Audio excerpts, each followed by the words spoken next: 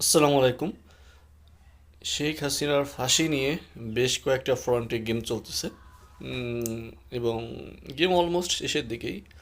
বাংলাদেশ স্বাধীনতা অর্জন করে আওয়ামী লীগের নেতৃত্বে, এটা কোনো সন্দেহ নাই। আর পাকিস্তান স্বাধীনতা লাভ করে মুসলিম লীগের নেতৃত্বে, এটাও কোনো সন্দেহ নাই। এবং স্বাধীনতার পরে মুসলিম লীগ হারায় যায় তাদের ভুল পদ্ধতি অনুসরণ করার কারণে।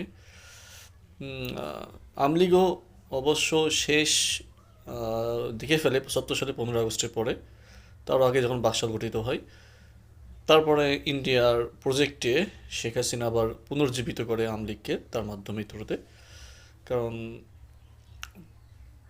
ইন্ডিয়াতে হিন্দুত্ববাদী যে এজেন্ডা বাংলাদেশে চালাইতে হলে আওয়ামী লীগকে লাগবে, কারণ বিএনপি জাতীয়তাবাদী এবং ইসলামিক সফট কর্নারে থাকে।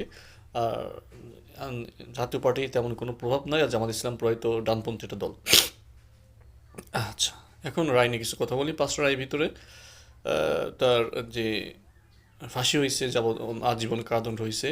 সাথে আসাদুজ্জামান কামাল এবং আইজিপি মামুন, উনি রাজসাক্ষী ছিলেন বিধায়ী, উনি আর 5 বছর কারাদণ্ড হয়েছে।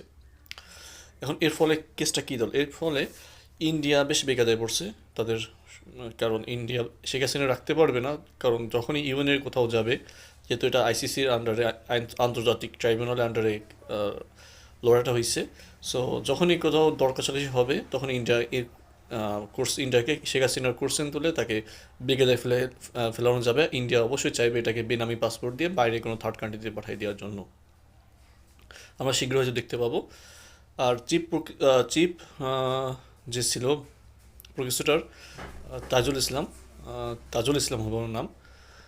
উনি কিন্তু জামাতের, এবং আরও ছিল ওকে শিশির মনির, বেশ বড় একটা রোল প্লে করছে। সো এরাও জামাতের, সো জামাত বেশ আপার হ্যান্ডে থাকবে। আর বিএনপি যেহেতু ইন্ডিয়া ঘেঁষা, আর ইন্ডিয়ার যেহেতু বেশ বেকায়দায় পড়ছে এই মুহূর্তে, সো বিএনপি ইন্ডিয়ার কোলে ওইভাবে আর প্রকাশ্যে কথা বলতে পারবে না। ইন্ডিয়ার সাথে দহরম মহরম আর প্রকাশ্যে দেখাতে পারবে না। টিভি স্টারে এগুলো বেশ ভালোভাবেই আমরা চলতে দেখব। আর এই পাশে বিএনপি যদি বলি, বেশ একটা বেকায়দায় পড়ছে তো ঠিক আছে, কিন্তু তার রাজনীতিও বেশ হুমকির মুখে পড়ছে।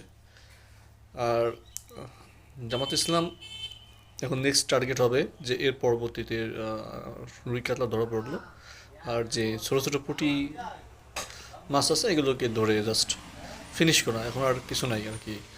আর বাংলাদেশে আওয়ামী লীগের চ্যাপ্টার ক্লোজই বলা যায়, আর কেউ ব্যাক আসবে বলে মনে হয় না।